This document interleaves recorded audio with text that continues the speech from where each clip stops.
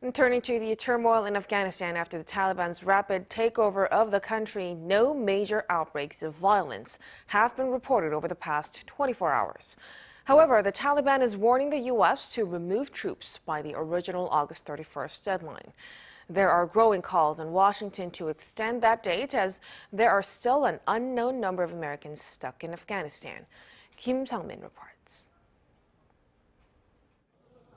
Roughly a week since the Taliban's takeover in Afghanistan, the country's new rulers have retaken 3 districts in the northern part of the country that had fallen to local militia groups. That's according to a Taliban spokesman on Monday, who also said that there was no confirmed reports of further fighting. The 3 districts in the Northern Province of Baghlan had been under the control of local militia groups from last week as part of an armed resistance to the Taliban's seizure of the capital, Kabul. The spokesman said the Taliban were now in control across the 3 regions surrounding the Panjshir Valley as they were done with clearing the districts. Panjshir is where forces of Ahmad Massoud have established themselves, an area which resisted both the Soviets and the Taliban 2 decades ago. While Massoud called for negotiations to form an inclusive government, he also insisted there would be resistance should Taliban forces try to enter the valley.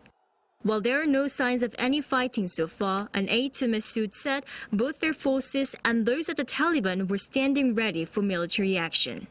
Meanwhile, the U.S. is ramping up evacuation efforts at Kabul's airport. Washington said on Monday that 28 U.S. military flights had evacuated some 10,000 people from Kabul over the past 24 hours, something President Joe Biden called one of the largest, most difficult airlifts in history last week. The president also said he could not rule out extending the withdrawal efforts beyond August 31st, the original deadline set by the U.S. G7 leaders are also likely to push Biden on his plans during their virtual meeting set for Tuesday. After Biden's remarks, however, the Taliban warned that all U.S. forces must leave the country by August 31st. It said if the U.S. does not adhere to the removal of troops from Afghanistan by that date, it would be a, quote, clear violation of their agreement and that proper and necessary decisions will have to be made. Kim Sang-min, Arirang News.